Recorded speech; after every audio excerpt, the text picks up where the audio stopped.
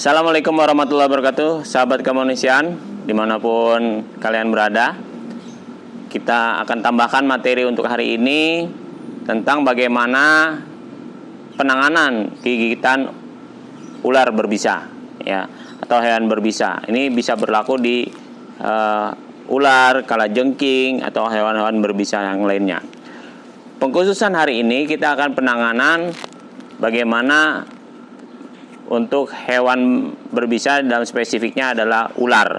Ya, bisa ular kobra, ular apalagi ular tanah, atau ular macam-macam ya, ular berbisa di Indonesia.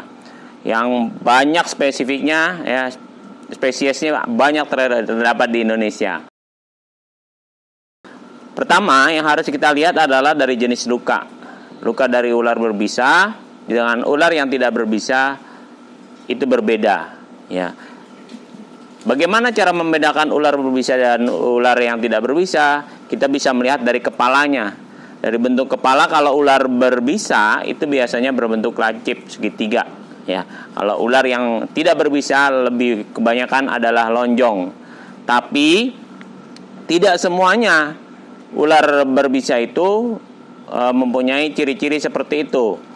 Ya, anggap saja dalam kejadian ini, kalau kita bingung antara membedakan ular itu berbisa atau tidak berbisa, kita melakukan pertolongan seperti penanganan ular berbisa.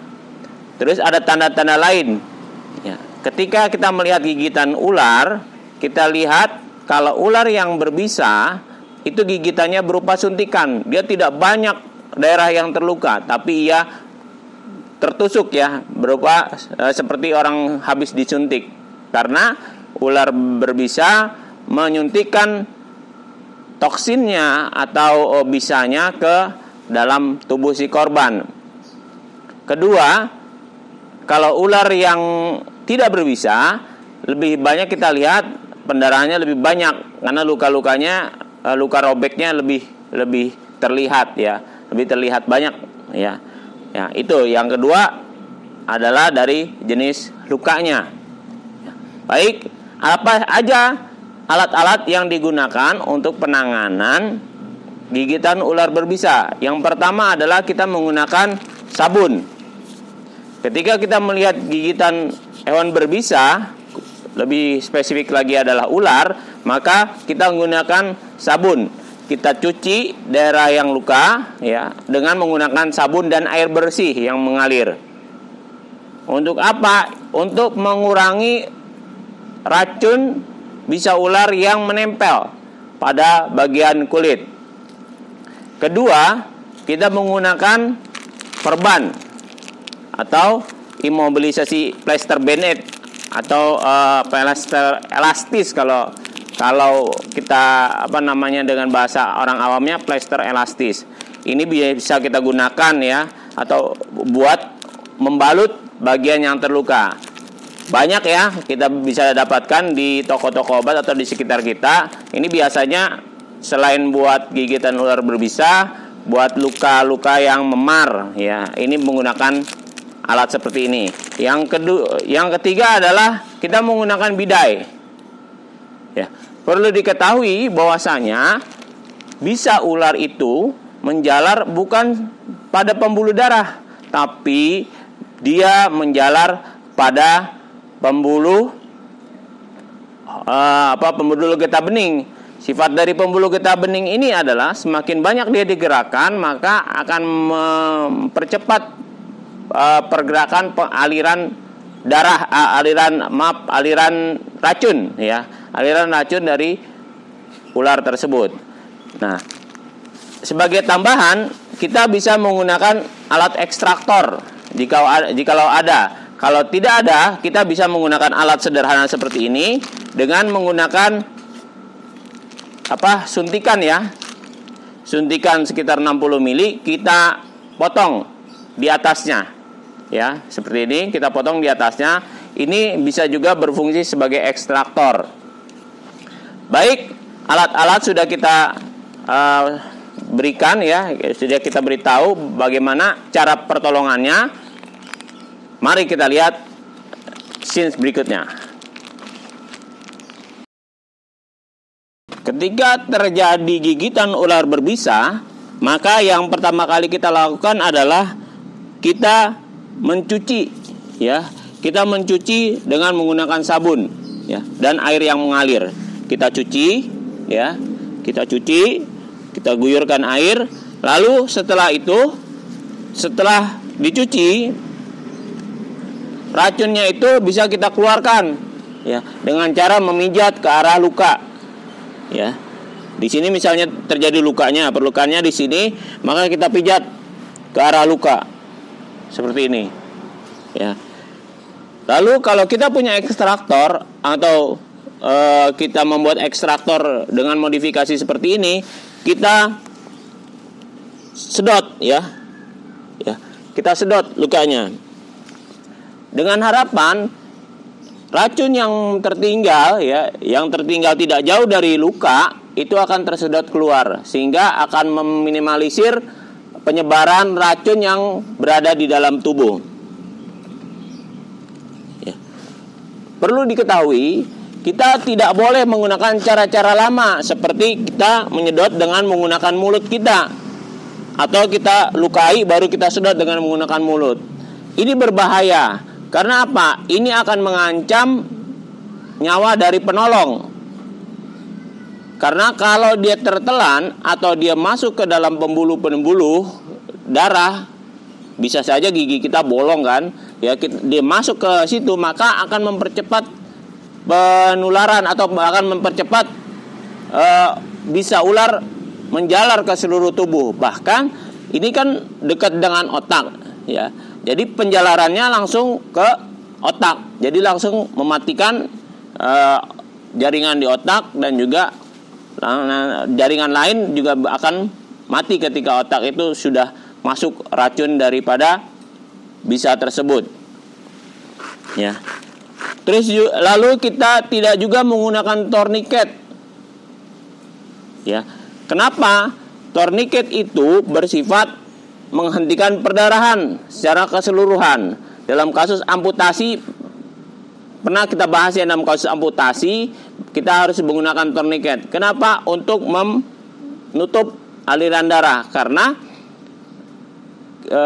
kita harus, dalam kasus amputasi kita harus menghentikan darah, ya. Tapi dalam kasus gigitan ular berbisa, bukan aliran darahnya yang kita hentikan, tapi kita hanya memperlambat. Ya. Perlu diingat bahwa kita hanya memperlambat aliran bisa ular tersebut. Ya. Setelah kita cuci dengan sabun, lalu kita sedot dengan ekstraktor, kita bisa balut dengan pembalut penekan seperti itu atau pembalut elastis.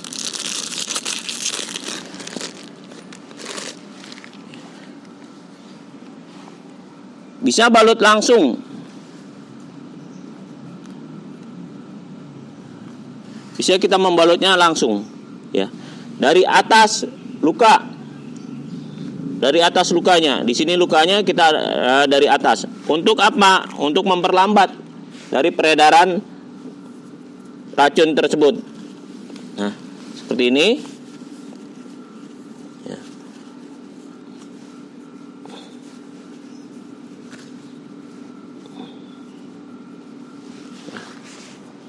Ya, kita balut, ya, kita balut terus ke bawah, lalu kita habiskan, lalu kita kunci dengan menggunakan kancingnya, ya. Ya. Yang perlu diperhatikan adalah kalau terjadi luka apapun, kita harus mempersiapkan diri sebelum pertolongan dengan menggunakan alat pelindung diri, ya.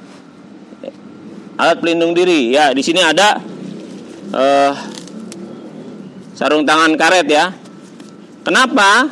Kita tidak tahu darah daripada si korban itu mengandung apa, gitu kan? Mengandung, yang pasti kita harus tahu prinsipnya bahwa darah dan cairan tubuh adalah mengandung penyakit, ya.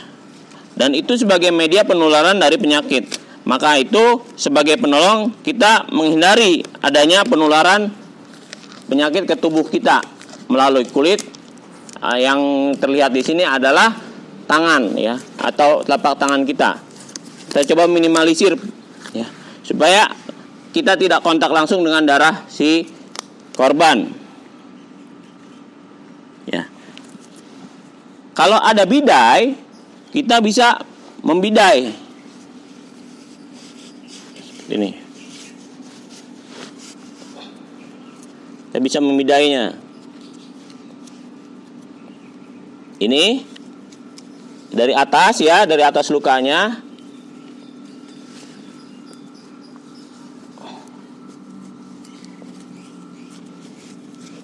Lalu ke bawah.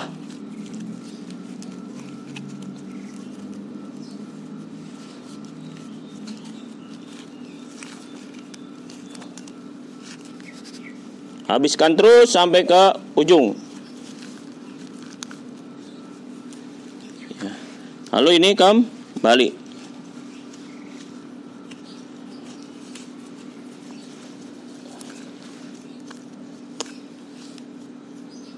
Ya, seperti ini. Ya, seperti ini ya. Lalu kita kancingkan dengan pengait yang sudah tersedia biasanya di pembalut penekannya. Kalau kancing ini hilang, ya, kalau kancing ini hilang bisa dengan menggunakan, kita tempel dengan menggunakan plester atau menggunakan peniti. Ya. Dalam membalut dengan pembalut elastis tidak perlu ditarik full, ya. Karena apa? Kalau menggunakan pembalut elastis ini kita tarik full, maka akan terjadi pengencangan di bagian yang dibalut. Lalu setelah kondisi korban seperti ini, ya, korban seperti ini sudah kita balut. Yang selanjutnya adalah kita evakuasi. Dalam kasus gigitan ular berbisa, minimalisir pergerakan daripada si korban. Otomatis korban walaupun dia bisa berjalan, kalau kondisinya masih memungkinkan, kita tolong dengan menggunakan tandu. Jadi jangan biarkan korban berjalan untuk meminimalisir pergerakan bisa ular menyebar ke seluruh tubuh. Dan yang wajib dilakukan oleh penolong dalam kasus pertolongan bisa ular adalah menenangkan korban. Ya, Mas tenang ya, kami sudah menolong, Masnya siap dilakukan evakuasi ke rumah sakit.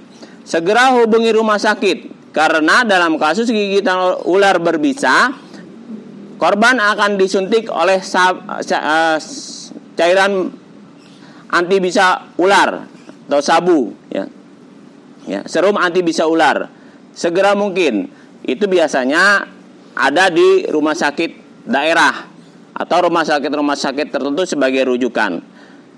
Demikian pembelajaran hari ini tentang bagaimana penanganan hewan berbisa atau gigitan ular berbisa. Terima kasih. Wassalamualaikum warahmatullahi wabarakatuh.